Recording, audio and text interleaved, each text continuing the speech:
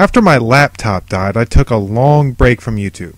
But now I'm back and I'd like to share with you my personal top 10 most anticipated games of 2009. You may notice a lack of some big games like Halo Wars or Street Fighter 4. But this is my own personal list, so just go with it. First up on the list, we have Sin and Punishment 2. It's a sequel to a cult classic rail shooter on the N64. Sadly, it never came over to the States, so it became an obscure, rare import title. Thanks to the Virtual Console, however, we've been able to finally enjoy it over here without paying ridiculous prices on eBay. The original was fun, but aiming with the joystick was kinda lame. Thankfully, the pointer function of the Wiimote should make it a lot easier to aim. I've never played a Resident Evil game in my entire life, but after playing the Resident Evil 5 demo, I think I'm gonna have to start soon. The two-player co-op works really well, and I'm a big fan of multiplayer co-op. It took me a few minutes to get used to the controls, but after I realized what I was doing, it was pure zombie killing action. Oh yeah, my partner kinda got his head sawed off in the end, but oh well, you can't win them all.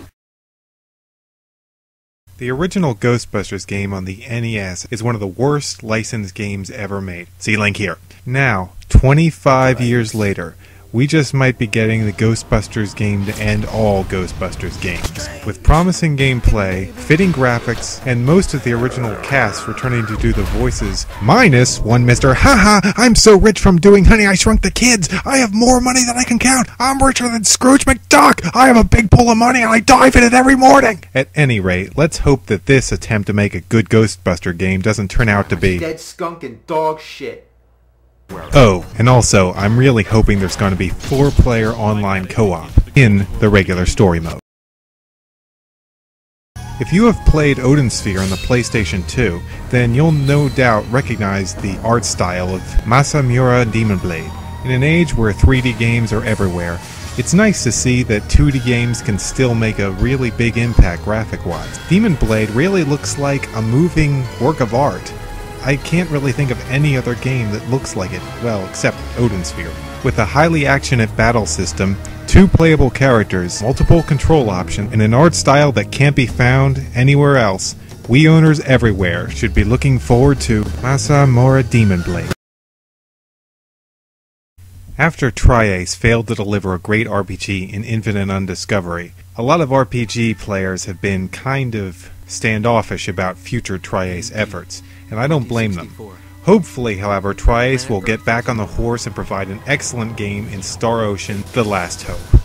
The Last Hope is actually a prequel to all the other Star Ocean games, one of which was just released stateside in the form of Star Ocean First Departure on the PSP. The first Star Ocean game I played was Till the End of Time on the PlayStation 2. The voice acting was pretty bad, and I never got the crafting system, which led to my eventual demise near the end of the game. Thankfully, the crafting and skill systems in First Departure are simple and well thought out, so I'm expecting great things from The Last Hope.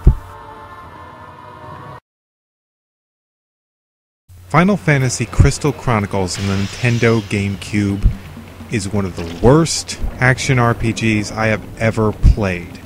There's no level up system, you basically increase your stats with just finding items, and that's pretty random. Someone has to carry around a stupid pot to protect you from miasma. There's no online multiplayer. Any character you make of your race will look pretty much the same as any character your friends make of that race. And thanks to the fact you're playing it on the GBA, you have a very limited supply of buttons, which means that guard, a move that should be preset to one of the buttons, is hidden in a dang menu that you have to go through while monsters are attacking you and you don't really have time to go through it. Me and my friends beat it, we never looked back. I sold my copy a while ago. And then, all of a sudden, Square decided they wanted to continue the series, and they made Crystal Chronicles on the DS. I never really played the game because although it was multiplayer, it was multicard, and I couldn't convince my friends to buy it, not to mention the fact it was only local multiplayer, despite the fact that the DS has online capabilities. However, now it seems that Square has finally learned its lesson. They're releasing Final Fantasy Crystal Chronicles The Echoes of Time on both the Wii and the DS. It's Wi-Fi, and you can go through story mode with anyone you want at any time. on the Wii or the DS. I've already pre-ordered my copy.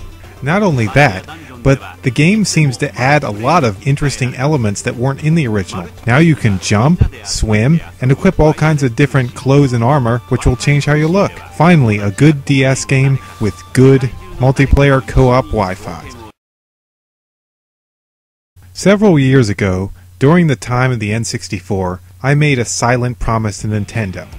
And the promise was this: if they made a new Punch-Out game, I would buy it the day it came out.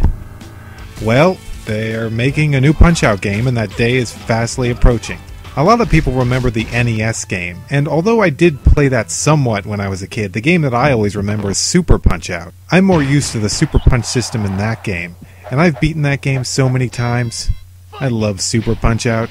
In fact, one of the features I'd like them to put in this Punch-Out is the ability to play with both classic Punch-Out Star gameplay and Super Punch-Out Super Punch gameplay. Please, Nintendo, include this. I also hope the character roster is going to be really, really big.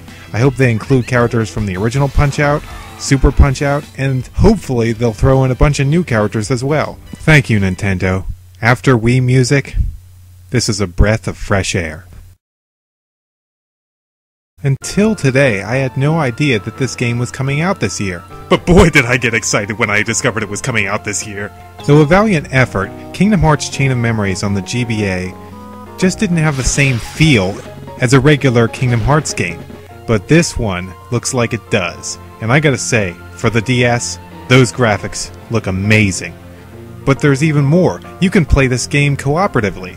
Play as any of the 13, or actually, wouldn't it be 14 now? Any of the 14 organization members. Personally, I'm going with Axel. Got it memorized?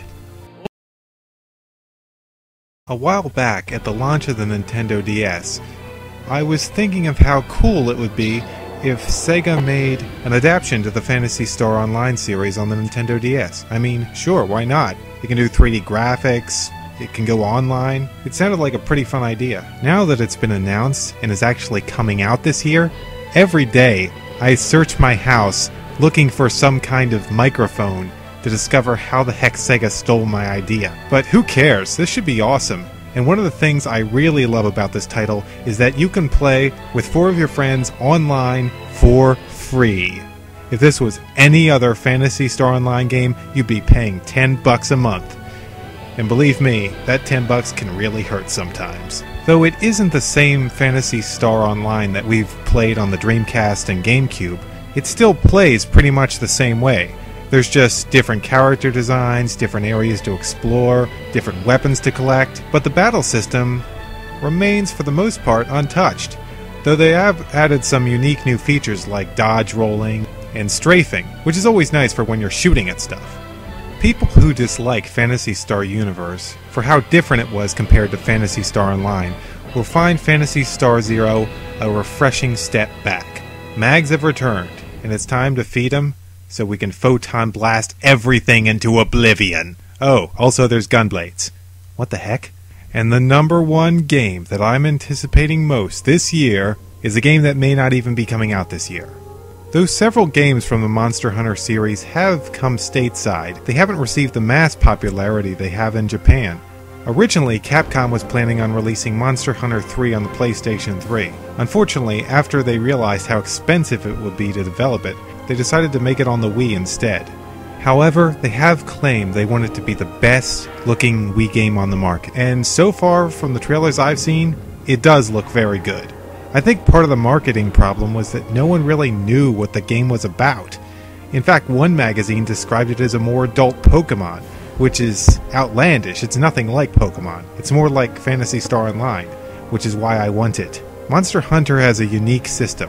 The monsters can behave very realistically, and after you kill them, you can use their body parts to make new weapons. Though it has yet to be confirmed that Monster Hunter 3 will be coming to the United States, all we can do is beg and beg and beg Capcom to bring it over. And while we're at it, we need to beg them to implement Wii Speak so we can all talk to each other. Seriously, the Wii has voice chat now, so we should really use it. Well, that's all for my first top 10 list. Computer willing, I'll be able to make my next video, which is going to be a comparison between Nights into Dreams for the Sega Saturn and Knight's Journey of Dreams for the Nintendo Wii. See you then.